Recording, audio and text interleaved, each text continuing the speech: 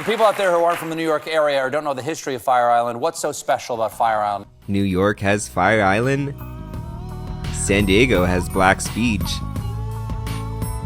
And Tucson has the beach at Tanque Verde Creek for clothing optional enthusiasts. Apparently, back before Tinder, Grindr, or any of those hookup dating apps, gay men would flock to Tanque Verde Falls just like at Fire Island and Black's Beach. Currently, there's still plenty of nudity to go around, but just a whole lot less outdoor sex, which I'm content with. If you're curious enough to explore this part of Tucson, just be aware of a couple of things. It's at the top of Reddington Pass as you drive up the side of Tanque Verde Canyon. So if you don't want to see naked people, avoid driving or hiking this high. As soon as you step onto the side paths leading to the beach, you'll start to see naked people. The signs clearly warn you about 200 feet in. Also, the trek isn't that hard. I'd list the hiking at like 3 out of 10. Climbing over the rocks and avoiding the water if it's too cold is really the hardest part. Take plenty of drinking water as always, you never know when you might need extra. FYI, you may encounter nudists even before this point. Like I said, as soon as you enter the trails, it's fair game. So the beach is where people play volleyball, have pizzas, hang out, and not everybody's nude. I've gone to this area about 5-6 times now, and half the time people there are nude. Half the time, those half of the people are themselves hanging out with clothed people. And you never know. People there are just kind of hanging out, chilling. Beyond that, hikers continue to explore, and I actually really enjoy out there because you're using your whole body to climb up and down over rocks in some spots. But explore at your own risk.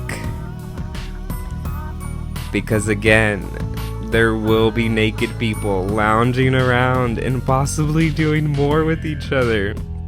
And if they like your look, or you look interested, they might invite you to partake. I recommend going with a friend your first couple times to avoid getting lost if you can. But if you're trying to roam free, it's totally doable. Just follow the defined paths and stay along the river flow.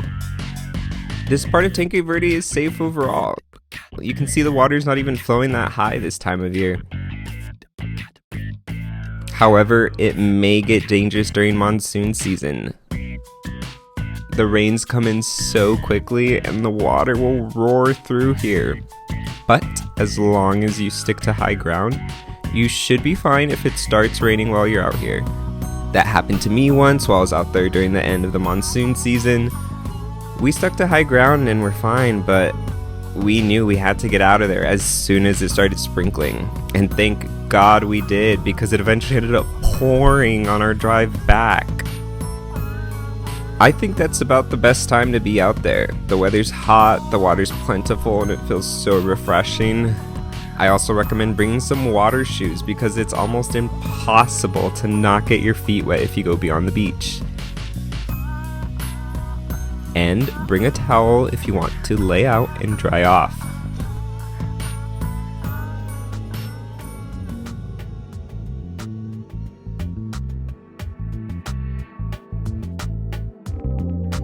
Disclaimer, I recommend coming a day or two after monsoon rains have poured just to be safe and you're in the clear.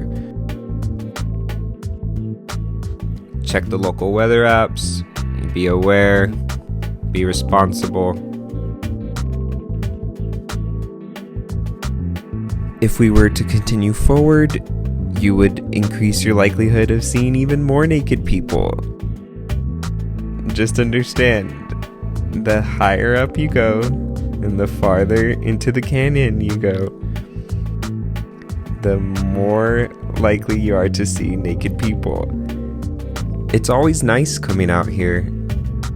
You just absorb nature, soak in all the sun rays, and as long as there aren't any creepers, really, it's a good time, and I haven't ran into any creepers being out there yet. Let me know in the comments below if you've ever been out here, or if you'd be down to explore Tucson's Nude trails. All the best, and God bless.